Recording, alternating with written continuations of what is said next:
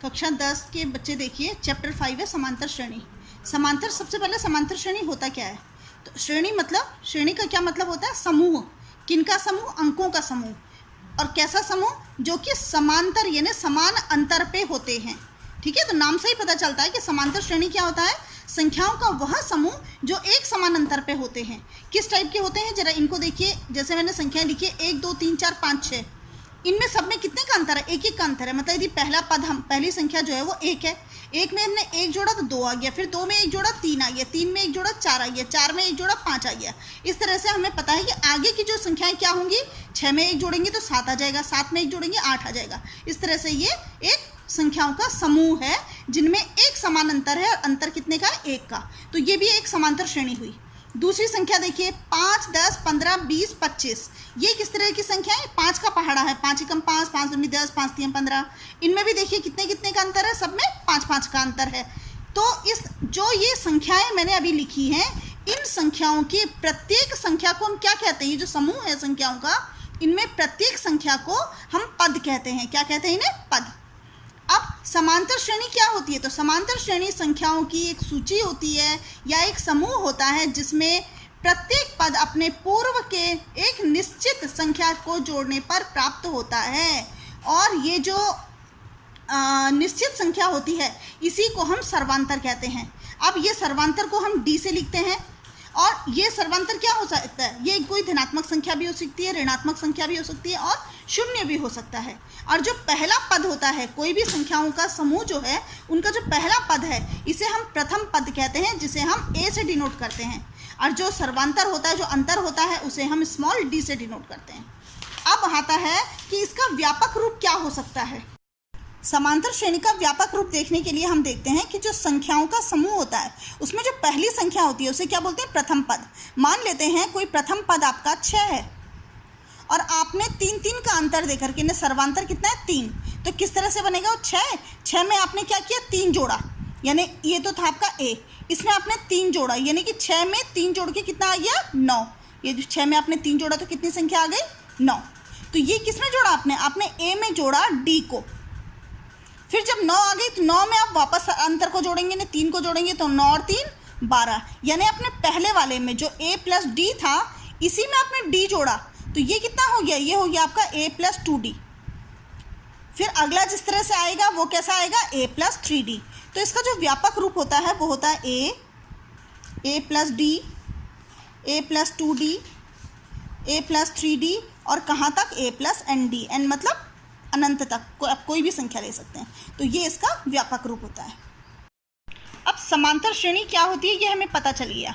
अब इससे हमें कुछ और चीज़ें पता चलेंगी जो मैं हमारी एक्सरसाइज में भी दी है। जैसे हमें यदि प्रथम पद दिया है और सर्वांतर दिया है तो हम इससे एपी बना सकते हैं, या उल्टा समझिए कि यदि हमें कोई एपी दी हुई है उसमें हम प्रथम पद क्या होता है और सर्वांतर क्या है ये भी हम देख सकते हैं। दूसरा, यदि हमें प्रथम पद और एपी दे करके कोई एपी, प्रथम पद और सर्वांतर दे करके कोई एपी बनाई है, मतलब संख्याओं का कोई समूह बनाया है, तो हम उसे देख के बता सकते हैं कि ये एपी है या नहीं है, मतलब ये सर्वांतर श्रेणी है या नहीं है। इसी को समझने के लिए हम एक्सरसाइज के कुछ प्रश्न करते हैं।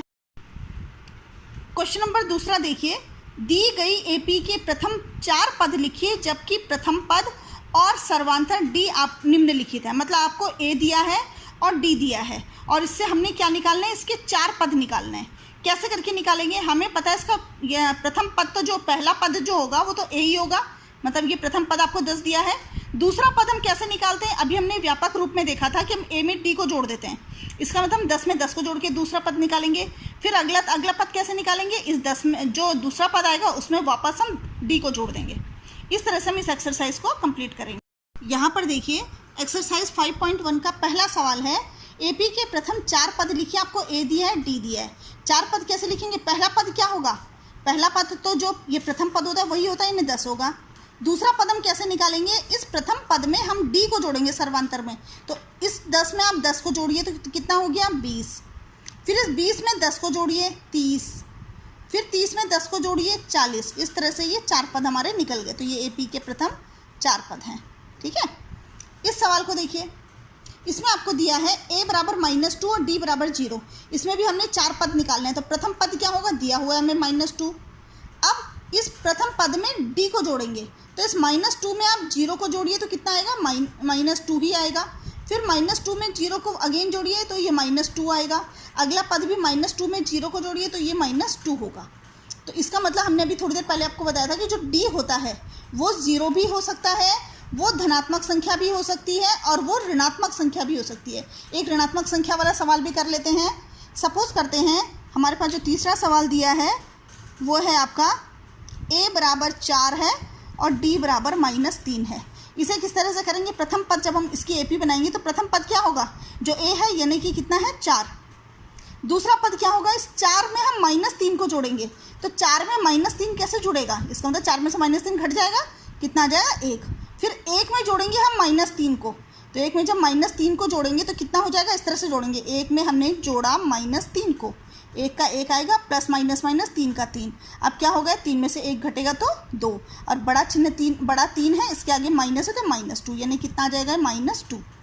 वापस हम -2 में -3 को जोड़ेंगे तो माइनस का माइनस हो जाएगा और 5 हो जाएगा। इस तरह से इसके ये 4 पद निकल जाएंगे। देखिए निम्नलिखित में से प्रत्येक AP के लिए, आपको AP दी हुई है 4, इनके लिए प्रथम पद और सर्वांतर निकालिए। ठीक है, तो प्रथम पद तो आपको देख के पता चल जाएगा, जो पहली संख्या होती है वही प्रथम पद होता है। तो इसका प्रथम पद तो 3 हो जाएगा। ठीक है, इसका प्रथम पद क्या हो जाएगा, -5, इसका 1/3 और इसका 0.6। A निकालना तो बहुत आसान है। D कैसे निकालते हैं, D निकालने के लिए, सर्वांतर निकालने के लिए हम दूसरी संख्या में से पहली संख्या को घटाएंगे। अब देखिए ये आपको AP दी हुई है 3, 1, -1, -3 डैश मतलब आगे भी संख्या है। अब हमें इसमें क्या करना है, हमने इसमें निकालना है प्रथम पद निकालना है और सर्वांतर। प्रथम पद तो देखते ही पता चल जाता है, जो पहली संख्या है वो प्रथम पद है। A आपका कितना है 3। ठीक है, सर्वांतर क्या होता है, यानी कि D। सर्वांतर को हम D से डिनोट करते हैं। D कैसे निकालते हैं, जो दूसरी संख्या होती है उसमें से हम पहली संख्या को घटाते हैं। हमने 1 में से घटाना है 3 को, तो 1 में से घटाइए तो 3 तो कितना आएगा -2। AP की जो सही पहचान होती है कि AP है या नहीं है, वो हम D देख करके पता करते हैं। D सब बराबर आने चाहिए, जैसे इन दोनों संख्याओं के बीच का अंतर, फिर इन दोनों संख्याओं के बीच का अंतर, इन दोनों संख्याओं के बीच का अंतर सब एक समान होना चाहिए, तभी वो AP है। यहाँ पर तो खैर हमें श्योर है कि AP है ही है। तो D निकालने का तरीका क्या होता है, दूसरी संख्या में से पहली संख्या को घटा देते हैं, तो ये आपका D आ गया।